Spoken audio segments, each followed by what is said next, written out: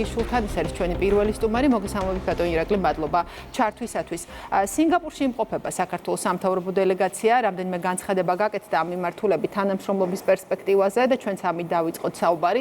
აღინიშნა, რომ ორივე ქვეყანა არის დაინტერესებული თანამშრომლობის შემდგომი განვითარებით, როგორც პოლიტიკური, ისე ეკონომიკური კავშირების გაღრმავებით. აი, რა მნიშვნელობა აქვს აზიის სახელმწიფოების მიმართულებით პარტნიორობის გამტკიცებას და პოლიტიკურ ნაწილში რა პოლიტიკური სარგებელი შეიძლება ჰქონდეს საქართველოს, როგორც აი აზია-ევროპის დამაკავშირებელი მარშრუტის ერთ-ერთ საკვანძო ქვეყანას. მოგესალმებით, მივესალმებით ჩვენს მაყურებელს. მოგეხსენებათ, რომ აზია თავისი შინაარსით, თავისი ეკონომიკური პოტენციალით, თავისი მათ შორის მზარდი მოსახლეობით და იმ რესურსებით, რომელიც დღეს აზიას გააჩნია, არის ერთ-ერთი მნიშვნელოვანი პარტნიორი არა მარტო ამ რეგიონში ერთმანეთთან ურთიერთობისა, არამედ ძალიან მნიშვნელოვანი ინტერესი აქვს აზიასთან ურთიერთობის კუთხით, რა თქმა უნდა, ევროპის სახელმწიფოებსაც და მათ შორის ენერგეტიკული საკითხი, რომელიც დღეს ევროპისათვის განსაკუთრებულად მტკივნეული და ენერგეტიკულ წყაროებზე წვდომა ერთ-ერთ, ასე ვთქვათ, მწვავე გამოწვევად იქცა დღეს ევროპისათვის, რა თქმა უნდა, აქ აზია, ჩვენი უშუალო მეზობლები და კასპიის იქითა სახელმწიფოების როლი განსაკუთრებით ძალიან გაზრდილი არის და ბუნებრივია ამ დაკავშირებადობის კუთხით საქართველო არის ის ერთადერთი უნიკალური, უკვე ჩამოყალიბებული გამოცდილების მქონე, ინფრასტრუქტურის მქონე და მუდმივად მზარდი ამ მიმართულებით სახელმწიფო, რომელსაც სტაბილურობის და აი ამ სტაბილური პარტნიორობის გაწევის ყველაზე კარგი უნარი გააჩნია. ამავდროულად ამ კუთხით ძალიან საინტერესო არის სინგაპური. რამე თუ სინგაპურის მნიშვნელობა იმ კუთხით არის ჩვენთვის განსაკუთრებით საყურადღებო, რომ სინგაპური თავისთავად არ არის, ასე ვთქვათ, რაიმე ბუნებრივი წიაღისეულით მდიდარი სახელმწიფო, მაგრამ მან შეასრულა სწორედ ისეთი განვითარების მოდელი აირჩია, რომ ერთგვარი ერთ-ერთი ყველაზე უფრო სოფლიოში გამოკვეთილი სახელმწიფო არის დაკავშირებადობის კუთხით, ფინანსური ხაბი და ამავდროულად ტექნოლოგიური ინოვაციების თავმოყრის და კონცენტრაციის ადგილი. ამიტომ სინგაპურის გამოცდილება და სინგაპურთან ერთად თანამშრომლობა ამ მიმართულებით ჩვენთვის ძალიან მნიშვნელოვანი არის, როგორც ლოჯისტიკური მიმართულებით, მათ შორის საპორტო ინფრასტრუქტურის, ასე ვთქვათ, პერსპექტივის კუთხით, მოგეხსენებათ, სინგაპურის პორტი, მსოფლიო მნიშვნელობის პორტი არის და მათი გამოცდილება უაღრესად მნიშვნელოვანია, დაკავშირებადობის კუთხით, სინგაპურის აეროპორტი, ვინც ნაყოფია, იცის თუ რა მასშტაბის აეროპორტია, რა ხელა ტვირთბრუნვა და მგზავრთბრუნვა აქვს ამ აეროპორტს და ამიტომ მათი გამოცდილებაც ამ კუთხით უაღრესად მნიშვნელოვანი არის ჩვენთვის და მათთან პარტნიორობა. ამავდროულად სინგაპური გახლავთ ფინანსური ერთგვარი ნავთსაყუდელი, სადაც სოფლიოს წამყვანი ფინანსური ინსტიტუტები არის თავმოყრილი და სწორედ აი ასე შეიქმნა სინგაპურის განვითარების მოდელი. ამავდროულად, როდესაც საუბარი არის გარდა ამ პრაქტიკულ საკითხებზე, საინტერესოა პოლიტიკური მხარეც, ხო? იმიტომ მოგეხსენებათ, რომ არც სინგაპურს არ ქონდა ადვილი გზა გასავლელი ამ, ასე ვთქვათ, შედეგების მისაღწევად. მათ შორის მე ვიცნობ გარკვეულწილად სინგაპურის ამ განვითარების გზას და გეტყვით იმას, რომ მათაც უწევდათ ამ ინოვაციურ განვითარებასთან ერთად თავიანთი ეროვნული ინტერესების და მათ შორის აი სწორედ იმ ფასეულობების და ტრადიციების დაცვა და მათ მოახერხეს ამის აი ესეთ, ასე ვთქვათ, მაღალი ხარისხით შერწყმა და ეს სინერგია დღეს სინგაპურში მიღწეული არის. ამიტომ მე ვფიქრობ, რომ ეს ვიზიტი არის ძალიან მნიშვნელოვანი, დროული და როგორც თვითონ ეხლა ჩვენ კომენტარებს ვისმენთ, არა მარტო ჩვენი დელეგაციისგან, არამედ სინგაპურის წარმომადგენლებისაგან ამ თანამშრომლობის კარგი პირობები არსებობს და კიდევ ერთხელ ვიმეორებ, რომ სინგაპურის გამოცდილება ლოჯისტიკის, ფინანსების, ინოვაციების კუთხით არის განსაკუთრებით მნიშვნელოვანი. ბატონო ირაკლი, აი ამ ფონზე, როდესაც საქართველოს აზიის მიმართულებით აფართოვებს და აღრმავებს ეკონომიკურ და პოლიტიკურ კავშირებს, კვლავ ყურადღების ქვეშ არის არსებული ურთიერთობა ევროკავშირთან. საგარეო ფრონტზე ერთგვარი შემოტრიალება თუ არა, თუ ვერ დავარქმევთ, მაშინ შეგვიძლია გარკვეული ერთგვარი გამონაკლისი დავარქვათ გერმანიის საგარეო საქმეთა სამინისტროს გადაწყვეტილებას, რომ ვებგვერდიდან ამოღებული იქნა საქართველოს შესახებ, საქართველოს პოლიტიკური ხელმძღვანელობის შესახებ ერთგვარად მოძველებული ჩანაწერი და ასევე რამდენიმე თვის წინ წარგზავნილ ელჩს დაუნიშნეს თარიღი რწმუნებათა სიგელების გადაცემის შესახებ. რამდენიმე დღეა, 2 დღეა ვისმენთ ამასთან დაკავშირებით პოლიტიკურ შეფასებებს. საინტერესოა რა დამოკიდებულება, რა ტენდენცია შეიძლება დავარქვათ ამას და რა შეიძლება იყოს შემდეგი ნაბიჯი. მარტივად ვიტყვი, რომ კარგია, როდესაც ელემენტარულ ჭეშმარიტებას ასახავს სახელმწიფო თავის ოფიციალურ ვებგვერდზე და რეალობას გაუსწორებს თვალს. ეს ერთი. მეორე, ზოგადად რა თქმა უნდა, პოლიტიკური რიტორიკა სწრაფად არ შეიცვლება გარკვეული პოლიტიკური წრეებისა, მაგრამ ცხოვრებისეული რეალობა, რა თქმა უნდა, ყველას უბიძგებს რეალური ნაბიჯების გადადგმისკენ. და ყველამ დაინახა, რომ საქართველოს არ არის ის სახელმწიფო, რომელიც შეიძლება ადვილად გამოყენებადი იყოს არა ჩვენი ეროვნული მიზნების, არამედ პირიქით ჩვენი ეროვნული მიზნების დამაზიანებელ საქმეში ჩასართავად და ვერანაირი ზეწოლა, ვერანაირი, რო იტყვიან, ლამაზ სიტყვებში გაფორმებული წაქეზებები, ასე ვთქვათ, მიზანს ვერ აღწევს. ეს ერთი. და მეორე, ევროპა ხედავს, რომ მას სასიცოცხლოდ ჭირდება კავშირი აზიის სახელმწიფოებთან. ეხლა ვინც პოლიტიკას ადევნებს და მიმდინარე საკითხებს თვალყურს, მოიხსენებათ, რომ გუშინ შედგა აზერბაიჯანის პრეზიდენტის ვიზიტი გერმანიის ფედერაციულ რესპუბლიკაში და მთავარი, ასე ვთქვათ, სასაუბრო, რაც იყო კანცლერსა და აზერბაიჯანის პრეზიდენტის შორის, ეს იყო აზერბაიჯანის ბუნებრივი წიაღისეულის, ენერგეტიკული წიაღისეულის, ძირითადად გაზზე იყო აქცენტი გაკეთებული, მიწოდება გერმანიისთვის და ევროპისთვის. მოგახსენებათ, რომ გერმანიის ეკონომიკა ურთულეს პერიოდს გადის, გამომდინარე იქიდან, რომ მას რუსეთიდან იაფი და მუდმივი გაზის მიწოდება ცნობილი მიზეზების გამო აღარ აქვს ამის შესაძლებლობა, ძალიან ძვირი უჯდება მას ამერიკული გაზის მიღება.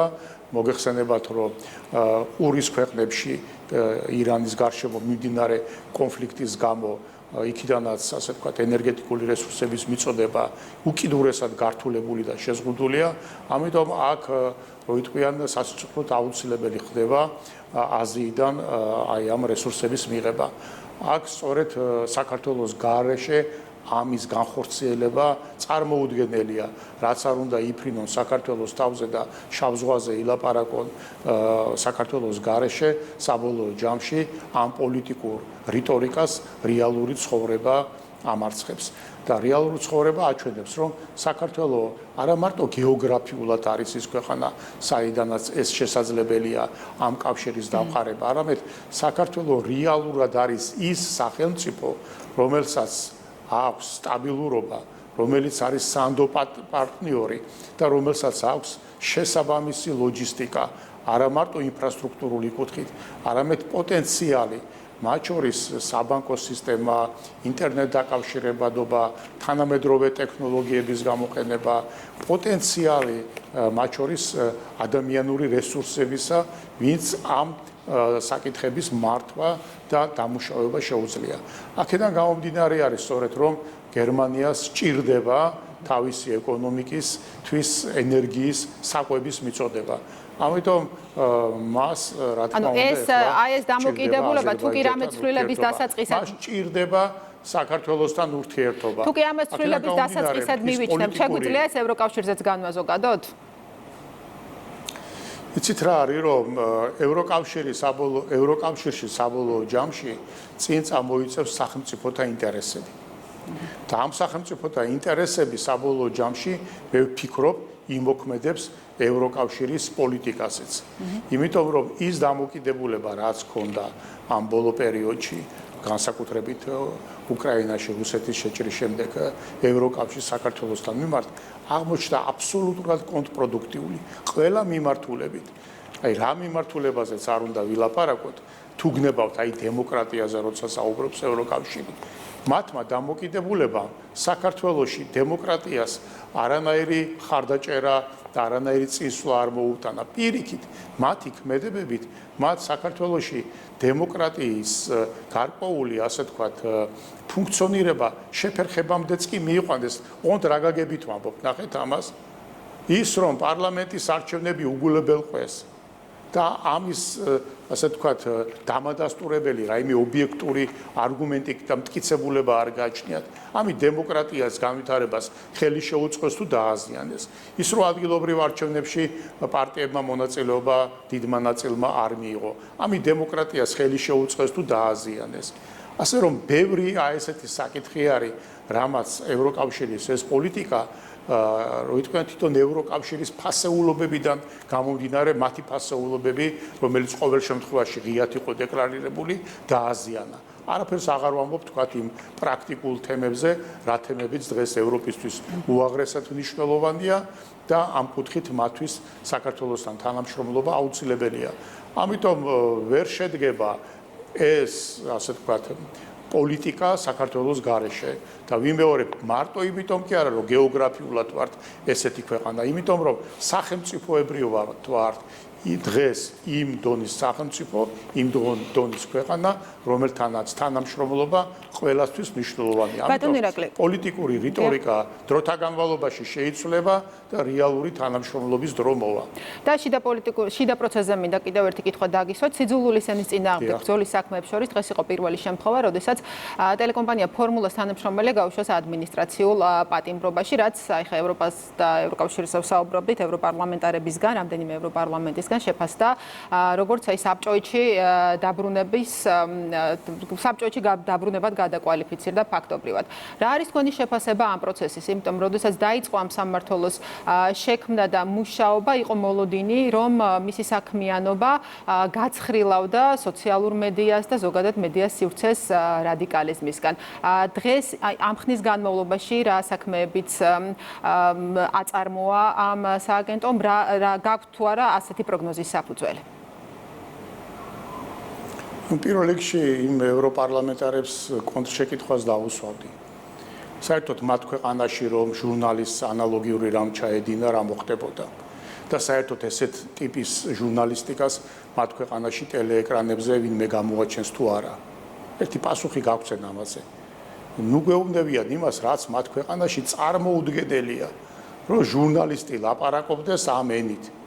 და ჟურნალისტი ან გადაცემაში, ან სოციალურ სივრცეში მაგდაგვარს რამეს კი არა, მაგის მიათეც, ასე ვთქვათ, ლაპარაკობდეს. არც ერთი ევროპული სახელმწიფო ესეთ ჟურნალისტიკაში არ დაუშვებს. ეს ერთი. ამიტომ ეხლა ეს რაღაცა ფრაზები რო იციან რუსული საბჭოთა კავშირი, გაცვდა მოკლედ ეგ ლოზუნგები აღარ მუშაობს. საკუთარი გამოცდილება გაგვიზიარონ. მათ ქვეყანაში ჟურნალისტს რა ასე ვთქვათ, კრიტერიუმები და რა სტანდარტები მოეთხოვება და მე გადაიტანონ აქ რაც ხდება და იქ საერთოდ ახლოს არ გააკარებენ ესეთი ტიპის ჟურნალისტიკას, არც ეკრანს და არც ასე ვთქვათ, პრესის ფურცლებს. ეს ერთი. მეორე არსებობს სასამართლო გადაწყვეტილება სტრასბურგის ამასთან დაკავშირებით, სადაც ცალსახად არის ეს განმარტებული. სამწუხაროა, რომ დღევანდელ კაცობრიობას ამის განმარტება უწევს ის, რომ გინება და უწმაწური სიტყვების ძახილი და ადამიანების წყევლა, კრულვა და რა ვიცი, 1000 უბედურება არ არის არც გამოხატვის თავისუფლება და არც არ ჯდება, ასე ვთქვათ, ცივილიზაციის, ადამიანობის არანაირ, ასე ვთქვათ, კონტექსტში. და ეს არის მხოლოდ და მხოლოდ ბოროტების ენა, რომელიც საზოგადოებაში დაპირისპირებას, გახლეჩვას და ყველანაირ, ასე ვთქვათ, ეროზიას იწვევს ქვეყნისაც და სახელმწიფოსაც და მისი არსებობის წინააღმდეგ მიმართულია ესეთი კლიმატის დამკვიდრება სახელმწიფოში, ქვეყანაში, საზოგადოებაში, რომელიც გადადის ოჯახებში შემდეგ. ამიტომ ეს არის ყველა წარმოუდგენელი და ახლა ვინც ამბობს, რომ ესეთი რამ არის რაღაცა ტიპის გამოხატვის თავისუფლება, ну მაშინ უნდა ვთქვათ, რომ ამ ადამიანებს საერთოდ ადამიანობის გაგების მიმართ აქვს აბსოლუტურად განსხვავებული მოსაზრება, რაც კაცობრიობას ჰქონდა 1000 წლეულობის განმავლობაში, ბოლო ათეული წლების განმავლობაში ჩამოყალიბდა აბსოლუტურად ნებისმიერ ჰუმანურ საწყისებს მოწყვეტილი დამოკიდებულება ადამიანის საზოგადოების და ქცევის კულტურის მიმართ, რაც აბსოლუტურად მიუღებელია, ბუნებრივია. აქვს თუ არა ამას შედეგი, მტკიციერი შედეგი არ აქვს, მაგრამ ტენდენცია, მათ შორის სოციალური ქსელების ანალიზი გვიჩვენებს, რომ შედეგი საკმაოდ დიდი არის და მე ვფიქრობ, რომ ამ მიმართულებით, აი როგორც იტყვიან, გინებაზე გადაჩევა და ცუდი საქციელისგან გადაჩევა სწრაფად არ ხდება, მაგრამ თუ თანმიმდევრული იქნება, ადამიანები დაუბრუნდებიან თავისი აზრის, თავისი ნების გამოხატვის ნორმალურ ცივილურ, ასე ვთქვათ, მეთოდებს. არავინ კრიტიკას, არავინ პოლემიკას, არავინ საკუთარი აზრის გამოხატვას არავის არ უშლის.